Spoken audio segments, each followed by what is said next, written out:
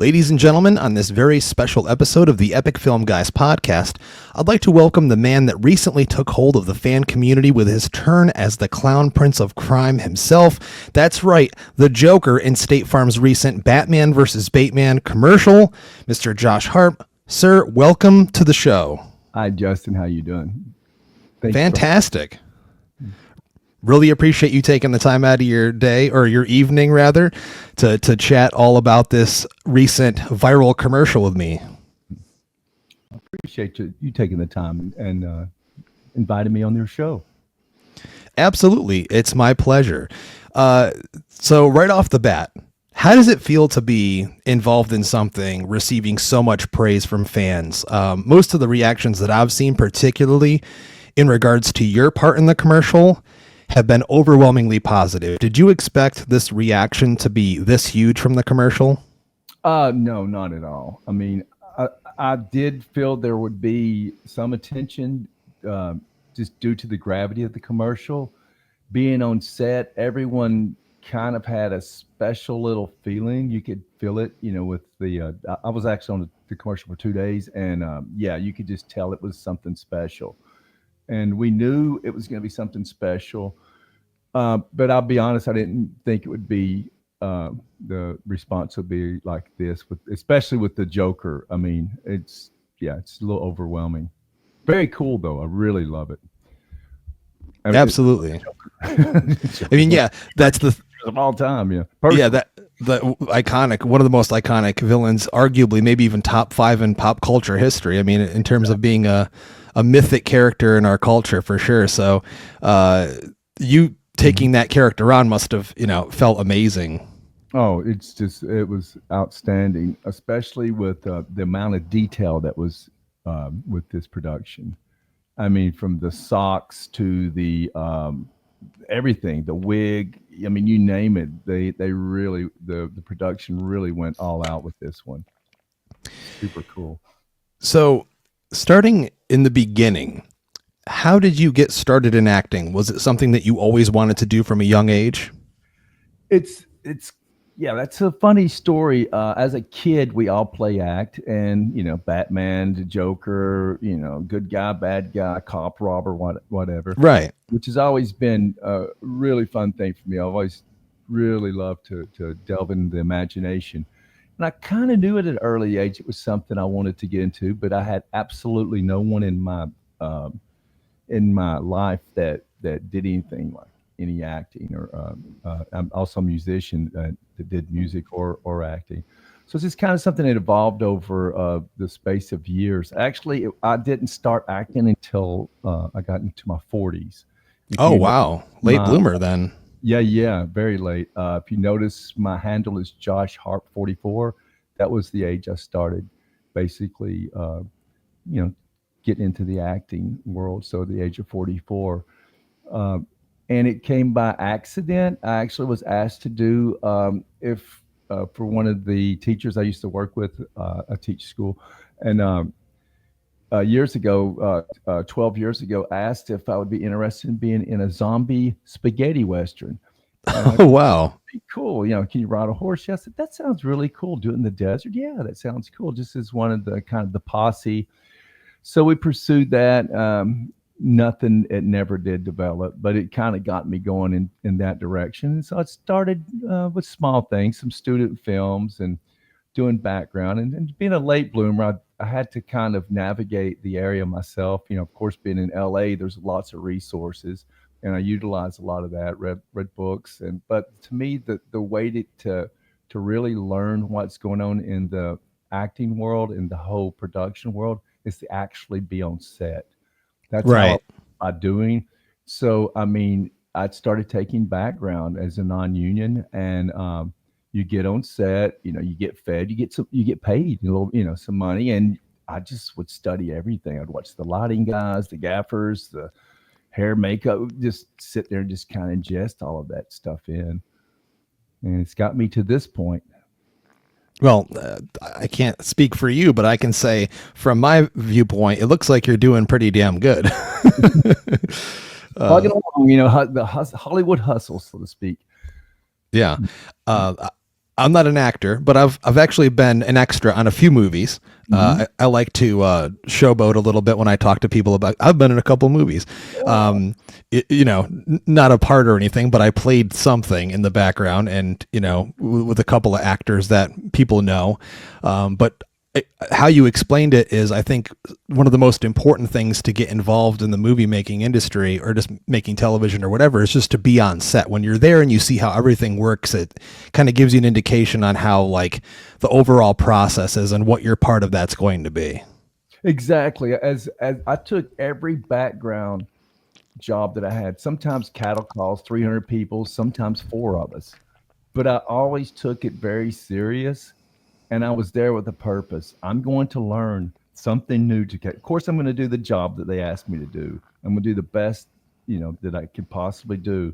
But I'm also going to take some other things away from it. Talk to some of the people. Most people on set are really cool. You can't bug them when they're working, of course, but during lunch, whenever you can just basically uh, shoot the you talk to was it shoot the I didn't want to say shoot the shit, but I guess I just said it. No, yeah, we're no holds barred on here. You can say whatever you want. These old timers, they've been around for you. Oh, do this, do that, and it just, I don't know. It's just really cool. It's just an excite to me, just to be in this world is so exciting. Yeah, It's dream come true. that's amazing to hear. Being a big horror guy, I've noticed looking at your resume, you've played many characters with heavy makeup, including the Elephant Man in Babylon, the Old Man from Play Dead, and even a zombie, as you mentioned a few moments ago. Mhm. Do you specifically enjoy working under the heavy prosthetics and makeup as an actor? I I really do. I'm one of those strange guys. I mean, Bela Lugosi, Boris Karloff. I'm one of those people.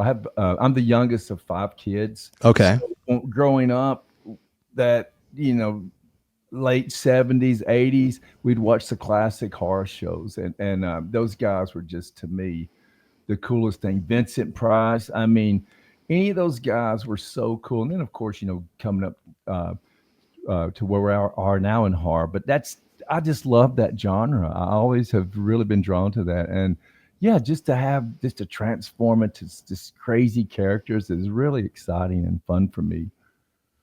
I assume that once you're under that makeup, it kind of gives you a little more free reign to do whatever you want with the character and imagine what you're going to do to bring it to life. Yes, exactly. And you really, unless you're told specifically, a lot of times with a lot of these characters, it's kind of like, okay, just let's see what you can do. There's no, Right. especially with the lower budget stuff. It's like, okay, what's your thoughts? And you get to be part of that give and take, which is really cool. It's important to me. Put my little twist on things. Yeah, I mean I think from my standpoint, reviewing movies and watching lots of them, seeing actors and knowing what they're doing, how they're approaching the role, and doing their own take with it is one of the most specific and important things for performance, in my viewpoint, at least. Right. I mean, most of these shows that you see, we'll take Babylon for example. Sure. It's you see, I'm there maybe 5 to 10 seconds in the dungeon with the actors, and That's a great scene, by the way. I love that scene. one of the top Arjun is developed all of the latex for that. We had to do 3 makeup tests for that, so that was 3 days. Then on set was 16 hours, and of the 16 hours, Wow. it took 3 hours to get into that makeup. It took about an hour and a half to get out of it. And the rest of the time, and it weighed approximately 25 to 30 pounds with all the latex. So imagine I'm sitting for 12 hours. And they put me in a little tent because there's hundreds of extras. Had my own tent and with this gigantic head on, and it makes your neck so sore. So many things. They actually had a PA cutting up all of my food to place it in. I mean, it felt so weird. Oh my god. But I mean, but that's the type of things that you go through because there's really no way to breathe except for just a little slit in my mouth. And then they take me down to the set. Damien, the Chevelle, the director, comes. He loved it. He's like amazing. We talk about this and that. Everybody's saying this and that, and this was kind of cool actually. Speaking of Marvel heroes in this genre. I wanted to ask a question about my character, and no one could hear me talk except for Tobey Maguire. He was standing right next to me. That is crazy. You got to work with Spider-Man. I got to work with Spider-Man, and which is arguably one of my favorite all-time characters as a kid. So I'm looking at Tobey Maguire and this stuff, and he's looking at me and this Elephant Man stuff, and he's like, what the? And he said, "Excuse me, Damon. Josh would like to say something. Josh has something to say." And all I wanted to say is in that part, I'm in chains, and these guys are coming up to me, and Diego was the main character, and he's standing right beside me. He's this close to me, and he's a really good-looking guy. And I'm thinking, if I'm an Elephant Man and I'm chained, I'm not going to get crazy, but maybe I want to touch him, or just like, wow. Yeah. Look at his beauty. And so I asked Damien that. He goes, I think that's brilliant. So do it. So you see me just slowly moving my hand in the chain towards his face, and he just starts kind of freaking out, like, get him up. And very small, tiny little things. But I mean, I think they make a big difference. And it's hard to see it in the movie, but we shot that for like 3 hours or 2.5 hours, just that one scene. Right. I mean, it's the time and the effort that goes into just that little clip. Joker's the same way, but it's like it takes a lot of time and effort and energy. So it's hard just to say, "Oh, let me throw this on your head. Go in there and do this," But it was cool. I mean, just that whole Tobey Maguire, Damien Chappelle. I'm the Elephant Man. Come on, how can you go wrong, man? Yeah, it's funny. When I was looking into your filmography, when we first followed each other on Instagram, I was like, oh my God. Like, cause I liked Babylon. It was a shame that it didn't do better, but a lot of cinephiles and film lovers really enjoyed it. Because he did that movie after La La Land, which was the Oscar darling that won a bunch of Oscars and all that. But I loved the Hollywood history of that movie, and I thought all the performances were wonderful. And that scene, when I realized that you had played the Elephant Man in that, I was like, oh, I have to talk to this guy, because that was a very grotesque and very terrifying scene to watch too. It was terrifying to watch. I mean, it was great. I'm sitting there watching these other people, and these other people probably actually, one extra came up to me at one point and said, "I'm really proud of you for coming out and doing this with your condition and everything." And I was like, "Oh, thank you." I guess he assumed that was the way out. That's how good the makeup was. Oh, wow. I said, "Well, thank you for that." But yeah, just to watch the debauchery and the whole, it was just craziness. But I agree with you with that point too. The historical aspect of it, and the production, the quality. I mean, it was really, really. It's the kind of movie I think you have to watch maybe a few times to really, absolutely, start picking up on things. But yeah, no, it was a pretty cool movie. Very different. He took a hell of a chance with that. So like you said, coming off the darling La La Land, it's like, let's go this direction. So I give him kudos for that. Yeah. And on that subject, you've worked with some of the great directors, Damien being one of them, the Coen brothers, and the late, great David Lynch that we just lost this year. What was it like working with David Lynch? I have to ask that. David Lynch was so freaking cool. And I've told this story to people, and it's hard to believe. You're like, this guy's an extra. I don't believe it. But through this Joker series, things have popped out. There was actually a blog about the whole day that I was on set with behind set pictures. And right. I saw that. Yeah. So cool. It's like somebody actually wrote the story. But so anyway, I get called, I think it was Gray Casting, Christopher Gray. He was the head of Gray Casting several years ago. It was 10 years ago, whatnot. And he says, "Hey, you've been handpicked for this part, and I think it'd be really cool." I said, "That's great. Are you interested?" I said, "Yeah, possibly." And what is it? "Well, I can't tell you." "Okay, who's it with?" "Well, I can't tell you." I'm like, "Well, I mean, can you tell me anything?" "Well, I could tell me the day and everything." I said, "You know what the heck, I'll do it." Yeah. So once we got confirmation, then he filled me in on what it was. David Lynch. So, oh wow. So I thought, and they made Dead Cowboy. So you don't think much of that. You're not gonna see the director. It's gonna be, laying whatever I'm doing. But when I first arrived to set, his son Peyton was the PA on one of the PAs on that. He came to the van and met me, which I didn't know was his son at the time, but found out later. He takes me straight to David Lynch. It's like 7 o'clock in the morning. He has his head down in a chair. Maybe one of his assistants, I don't know who the lady was, sitting next to him. He's smoking a cigarette, and he says, the son said, "Yeah, here's Josh," and he looks at me. He just studies. He's just looking. He goes, "Yeah, mm-hmm, yeah, that's gonna work. Love your face."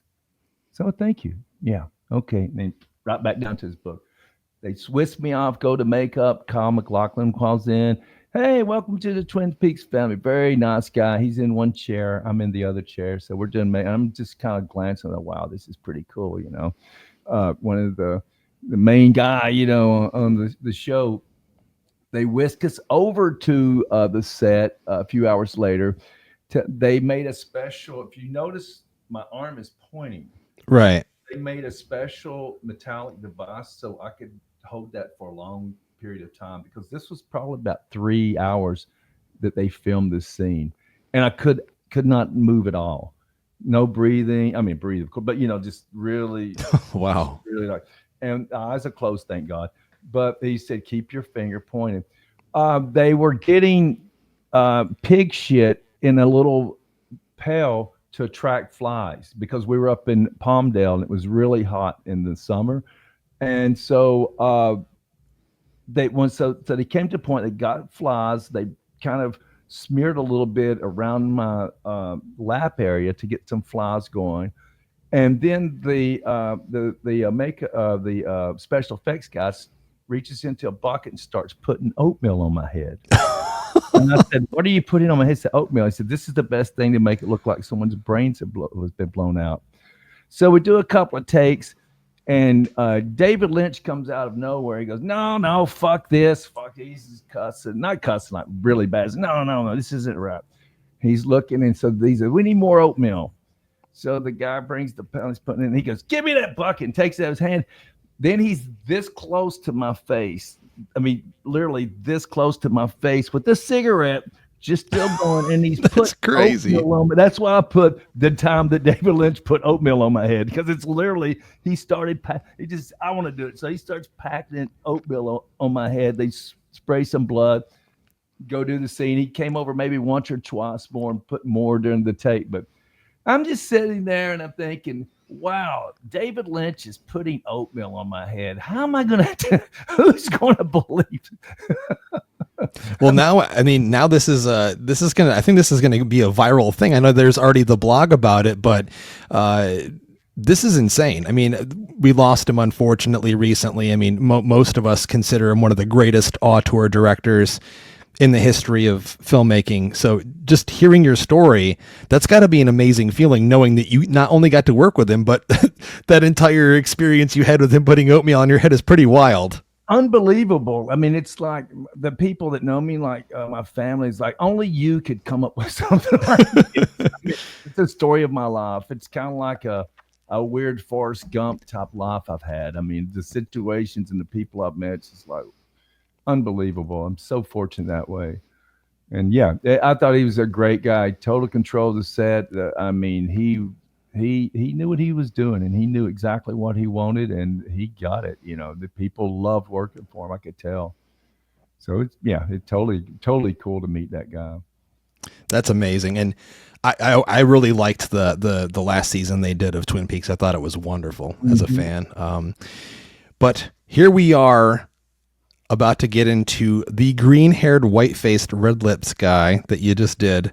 How did you get the opportunity, or how did the opportunity come to you, rather, for you to play the Joker in the State Farm commercial? And what was your history with the character prior to taking the role? The history with the character prior to the role, of course, Joker, he's one of my favorite all-time villains. I mean, who doesn't like the Joker? I mean, it's like you said, he's top 5 all-time, I would say, maybe top 3. I mean, he's just so iconic. So that's a cool aspect of it. But here's the thing that's really kind of funny, and you might have to get Two-Face on here to talk about this. I actually went, my audition was for Two-Face. Oh, wow. Okay. Two-Face, I found out Andrew, the actor, uh, he told me, and when we were doing our makeup test, that he went in for the Joker. So I had no idea I was going for the Joker. I went to the first audition as Two Face. Got the callback, and then the callback was with Brian, the director, and a few other people. I'm sure probably a State Farm person, or DC, or what, I don't know, whoever had in the room, maybe 5 or 6 people. We did the Two Face bit 2 or 3 times. He asked me to change some things. And I also have a little bit of an accent with my, and he said, please, can you drop that? Yeah, I dropped it. And he said, do it again, do it really thick. Okay, I did it, drop it again, just test and see. So that went, then towards that we're pretty much finished. And he said, hey, I want you to I want you to try you as a Joker too. Okay, he said, threw a few lines at me. He said, do it like this, get in his face. I was actually auditioning with one of the casting people. Okay. We did, I think, 3 takes of that. I looked at his face. He looked very happy. Either he was amused by what I was doing, or he was really digging it. And now I know that he was really digging what I was doing. So when I left, I was kind of like, what the hell just happened? How did I go in as Two-Face? I'm leaving as a Joker. Because there were actually about 6 Jokers with the full makeup and everything. I was in a black suit. I had my hair slicked back like this, and a black suit and a black tie, white shirt. And all the Jokers are in there. And I'm like, okay. So I leave a couple of days later. Hey, you're on a veil. Okay, what am I on a veil for? You're on a veil for the Joker. I'm like, holy shit, really? Like, Oh, wow. I love Two-Face. Don't get me wrong. Andrew did great, by the way. He's awesome. But man, it's a Joker. It's like, holy crap. Well, really? So I was like, okay, not going to get excited. I just took about a week later. It's like, hey, you booked it. My agent called, said, yeah, you booked it, man. Great job. We're really looking forward to seeing this. I'm like, cool. Yeah, it's Yeah. not, it's nothing against, you said his name was Andrew, who played Two-Face. Yeah. It's nothing against him, but I mean, you've been looking into the mirror for your entire life, right? You have the absolute perfect facial structure for the Joker. Even looking at you right now, you literally look like a young Jack Napier before you got bleached in the chemicals. So it's, when they saw you, they probably just immediately noticed your bone structure and how your face elongated it is with the hair and the forehead, everything. It looks absolutely like spot on. I think that's exactly what Brian did. I think they probably kind of knew he was going to do that as a Joker, but you're looking at film and pictures, but then Right. actually walked in, because that's a thing that happens a lot of times, because I'm a little bit older than most people think, and I don't do anything. I don't dye hair or whatever.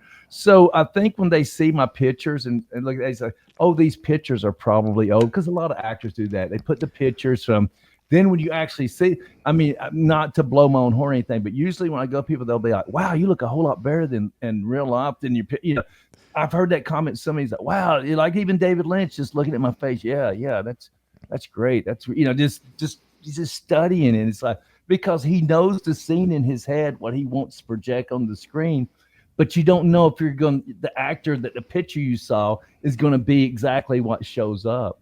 So I think like just one of those freaky things, and like you said, when I see the old picture of the Joker, I see the resemblance. I mean, for sure. I mean, I would have probably done, knowing what I know now and seeing some of the guys that went in, and they're all great. All the actors, I'm sure, were wonderful. But like you said, there's a look to it that you kind of have that look or you don't, and if you don't Sure. look, and it's going to be an epic commercial, because this was actually a Super Bowl commercial.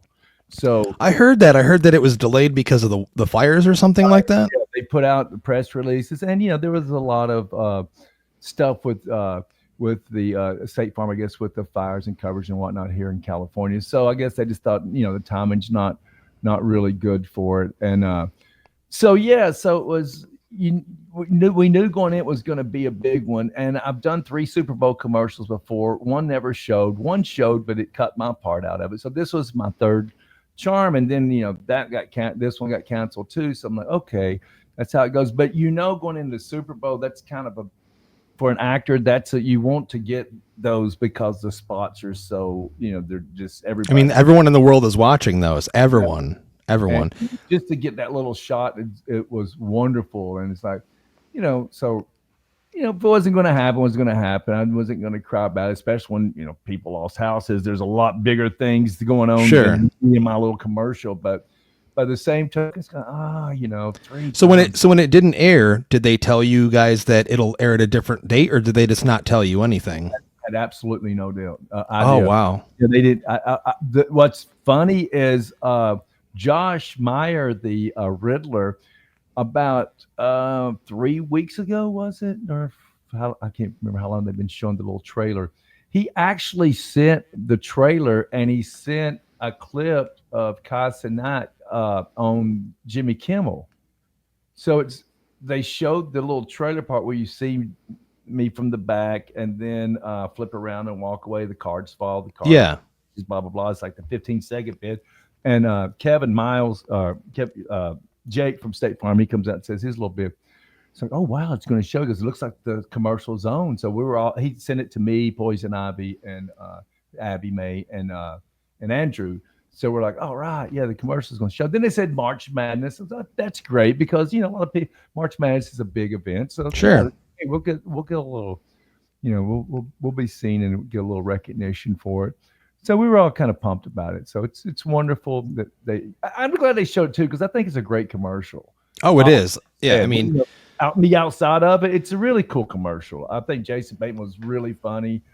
The people, all of us, everybody, they really did a great job of producing this. Yeah. yeah, absolutely. And to your point regarding the Super Bowl, I knew when I heard that someone had sent me a private message and said that was supposed to air during the Super Bowl.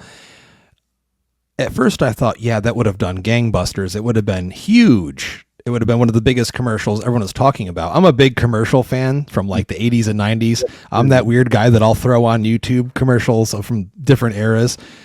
I'm not a big fan of new ones that much, but this one I knew would have done well. But at the same time, it would have got lost in the mix. The fact that they released this kind of on its own with nothing else surrounding it, I think helped really catapult it to the level it's at now where everyone's talking about it and it's trending.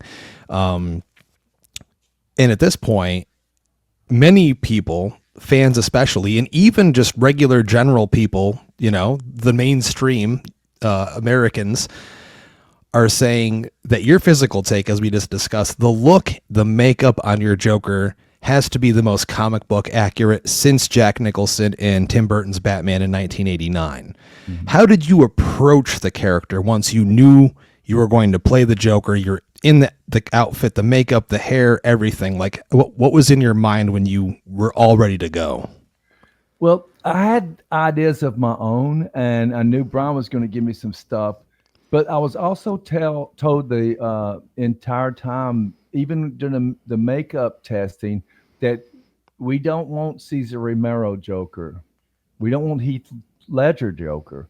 We want someone kind of in the middle. We don't want it, too aggressive. I would like Heath Ledger was like, you just, the guy's crazy. I mean, Yeah.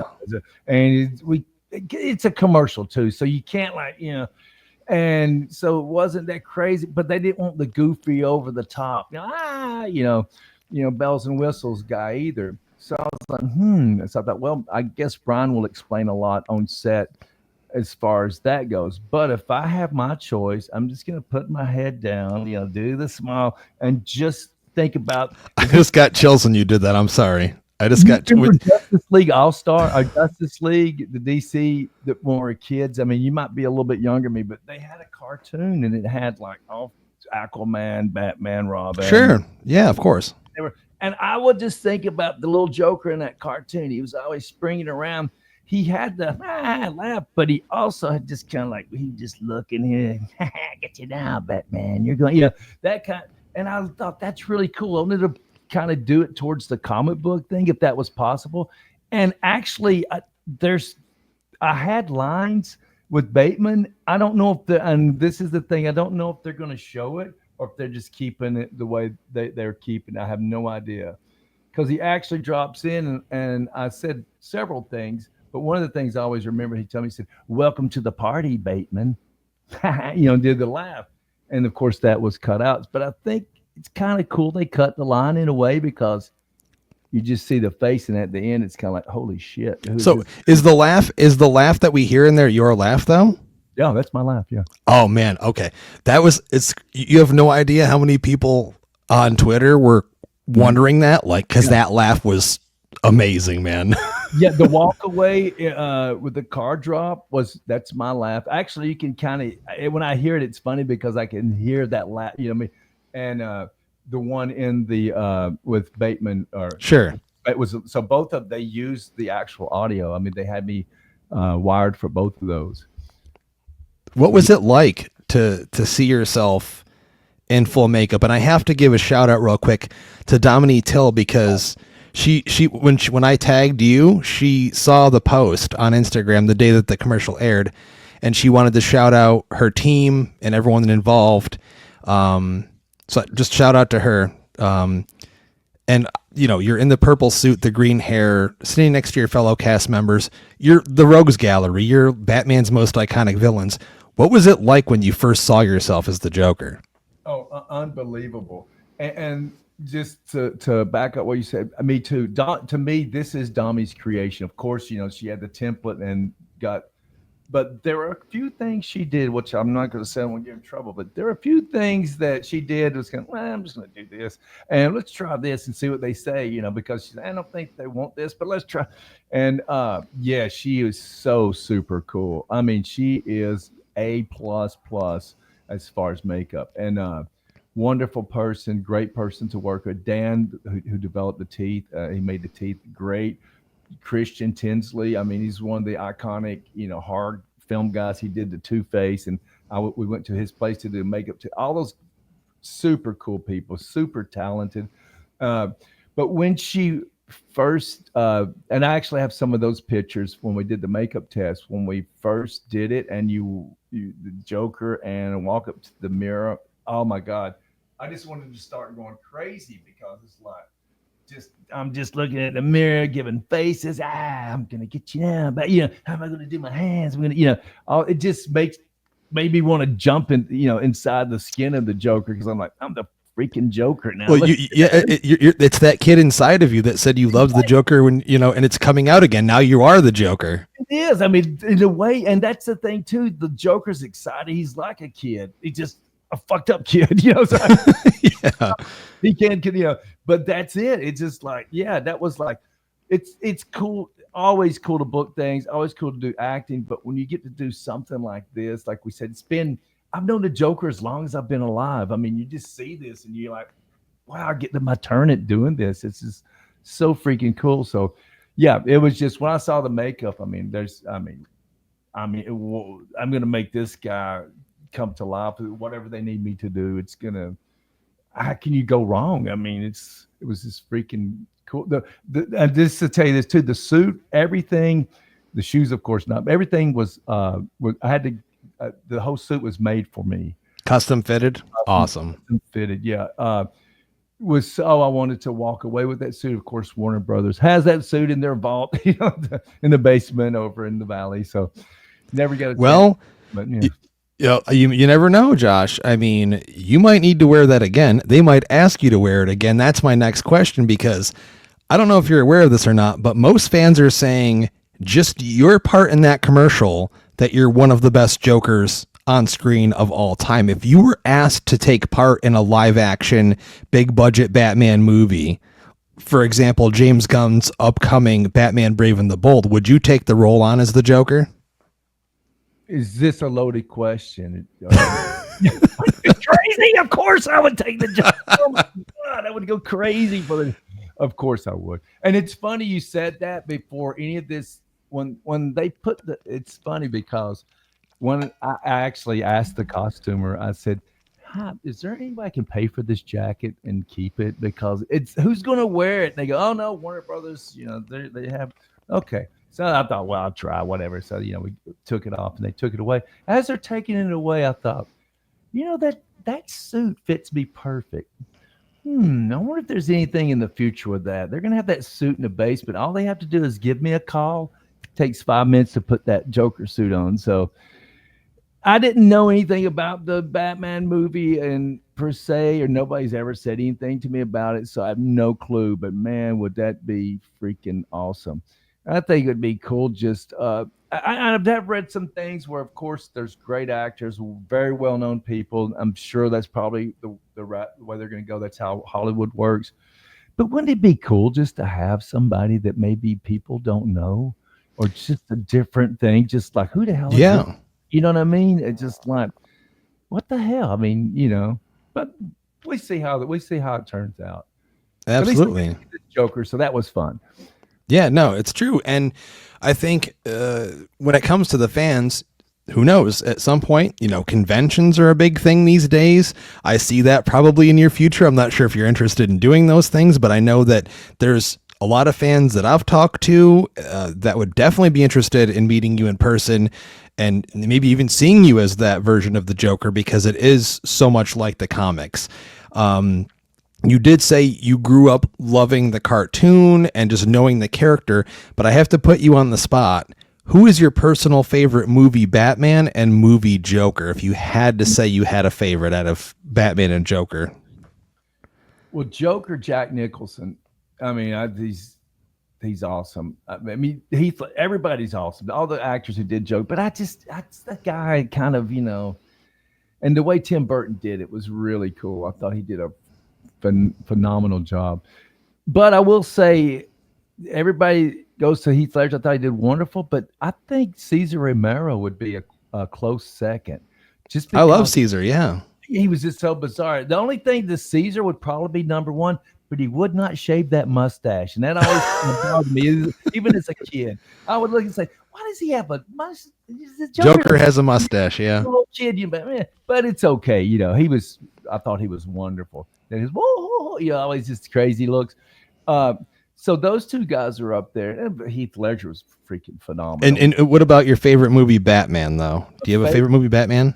Man, wow, that's a toughie. I would say I would go back to the Tim Burton. I think Michael Keaton. I mean, and the biggest reason is because up until that point, he's a great actor. Don't get me wrong, he's phenomenal. But he kind of did goofy parts. He's kind of like, oh, I'm just the funny guy next door. Ha ha, look at me, kind of guy. And then he's freaking Batman. And he's like, he made that turn of like this really serious, dark character. He put a little bit of his Michael Keaton charm into it, but for Yeah. the most part, he was pretty grounded with it, and I thought it was pretty cool. He didn't physically look like Batman. When I say Batman, I'm kind of like looking at a guy that's good, but I think with his intensity, I thought he played a damn good Batman. I just that. And it's the way Tim Burton makes it come alive too. That I thought that was probably my favorite Batman movie, maybe of all time. Tim Burton. Well, you and I agree on that. That's my favorite as well. Okay. Not only your career, your beginnings, but of course this massive commercial, you playing the Joker. Thank you for taking your time and speaking with me tonight. And thank you for your kind words, and I really appreciate all the positive love that people have given. It means a lot to me, really does, because we work hard, and you hardly get recognition. It's nice just to say, hey, great job. So I really thank you for having me, Josh. Of course. And if people out there want to interact with you or find you on social media, is there a place that you'd like them to find you? I do have a website. I'm loading stuff. I'm in the last stages of a recording an album. I'm doing an audio, musical album. So that will be coming up. I'd say probably the website's pretty good, although there's not a lot of give and take. Probably Instagram, Facebook for little quick messages. I don't really, respond to everything really quickly, but I always at least try to give everybody at least an icon, thumbs up, a little heart for the kind words. But like we were talking about earlier before, there's literally hundreds of messages that come on there. And if I just sit there all day, my whole day's gone. So maybe one day if I have the budget, I'll hire someone to Yeah. do my messages, where I can have my hands manicured and drink my martini. in full Joker makeup with the purple. Yep, there it is. Well, thanks again, Josh, for coming on. And ladies and gentlemen, those of you out there listening, if this is your first time listening to the Epic Film Guys, thank you for listening in. If you're a long-time listener, we love you so much. You can find us on social media at Epic Film Guys everywhere and every podcatcher, everywhere you want to hear your podcast, and YouTube as well. Thanks again, Josh, for coming on. As always, until next time, we'll see you at the movies.